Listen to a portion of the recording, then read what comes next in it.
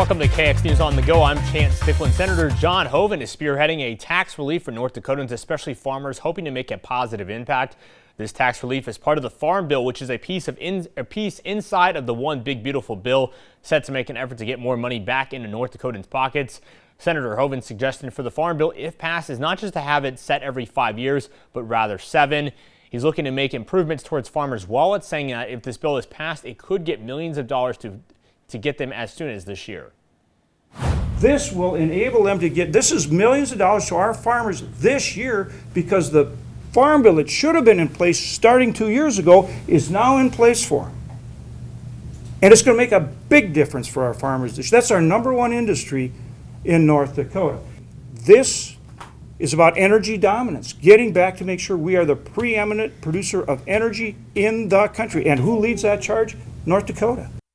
Hoeven also says the latest version of the bill gives permanent relief to family farms from what's known as the death tax by setting the exemption to $15 million for single people or $30 million for married couples. The capital city 4th of July celebration will be held at a new location this year due to construction going on at the Capitol. This year's fireworks show will happen at the MDU Resources Community Bowl at Bismarck State College. Rachel Burr, an event coordinator, says there are a lot of fun things they're bringing back this year, like the symphony and performer Savannah Bentz. But that's not all. There are many new additions to this year's celebration as well. So there'll be a stage over here in the front area.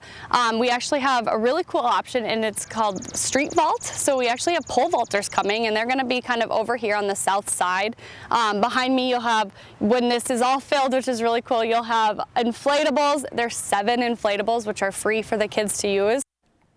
Gates at the bowl will open at 6 in the evening with the fireworks show starting at 10:30. Burr says, like always, it's free. All you need to do is come out, bring a blanket or a lawn chair, and do not forget your red, white, and blue. And as you celebrate the 4th of July, it's important to remember that if you plan to light off fireworks, make sure to follow all safety precautions to keep others around you safe. In the city of Mandan, it is legal to light off fireworks from your property and on the street. Mitch Bitts, the fire chief for the city, says in order to prevent accidents from happening in the first place, it's important to be responsible, so be sure to avoid firing a firework off of any type at people. Use fireworks as they're instructed, as the instructions are written on the label. Designate an adult to light the fireworks and have the children observe is the biggest thing, and then keep your spectators back a safe distance, whatever is recommended by the fireworks manufacturer. He also says to avoid lighting and throwing fireworks simultaneously, and if you plan on driving in Mandan this 4th of July, pull over if you see someone about to light a firework, and do not forget to properly dispose of your fireworks. Have a bucket of water handy to put them out in before you just throw them in the garbage. Here's Andre now with a quick check of your forecast.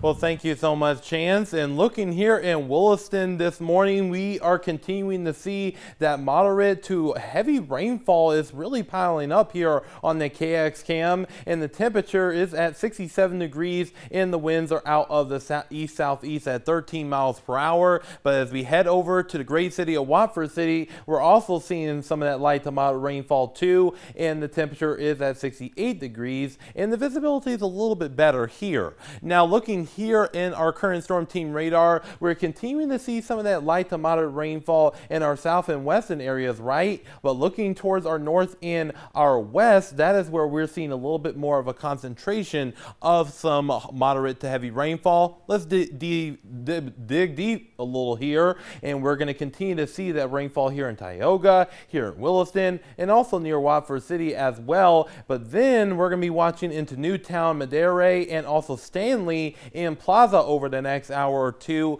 That's going to be the next in line as far as the rainfall is concerned. Now looking here at our current temperatures, our temperatures right now are mainly in the 60s and the 70s, so it is rather warm this morning, and our temperatures are just going to increase throughout the day today into the mid to upper 90s, so it's going to be feeling hot today. And guess what? This is going to add to the fuel to the fire for those severe weather chances today. In fact, we do have a a level 2 slight chance of severe weather. And you're saying, Andre, what does this mean? Well, we do have that potential of seeing some large hail the size of golf balls, and that is around 2 inches in diameter, so you want to watch out for that. Then we're going to be seeing the damaging wind threat at a 15%, and this is where we could see winds upwards to around 70 miles per hour, so that's something we're going to be watching very closely here. And we also have that low end tornado threat as well, so make sure you have that KX Storm Team app on hand for the latest on any watches and or warnings that are in effect.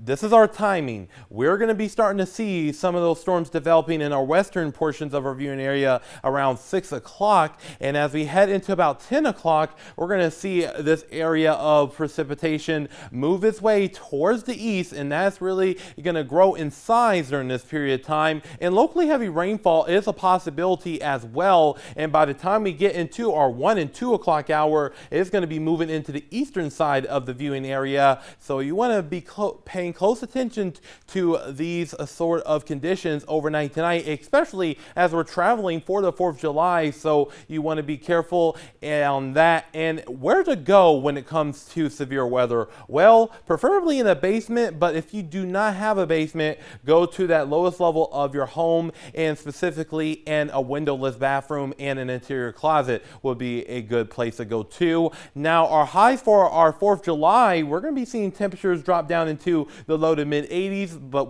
here's the thing, we're going to be seeing chances of thunderstorms during this period of time, so make sure that you are planning ahead if you have any sort of 4th of July plans. Now, looking here in Williston, we're going to see those temperatures drop down, however, into the 70s as we head into our Saturday and Sunday with those low end rain chances, and then drying out pretty good on our Monday with temperatures in the low 80s during that period of time. Now, here in Dickinson, we're also going to be seeing those temperatures drop down into the 70s this weekend, and that's going to be feeling pretty nice, and then back into the 80s as we head into our Monday, and we will see those rain chances starting to go on down during that period of time. And here in the Magic City, we're also going to be seeing those temperatures in the 90s today, 80s for our Friday, and then 70s this weekend, and then 80s as we head into early to mid next week. And that same thing goes here in the capital city too. So we're going to be watching for those storm chances over the next couple days, so make sure you have that KX Storm Team app on hand, Chance. Andre, thanks for the quick weather update there.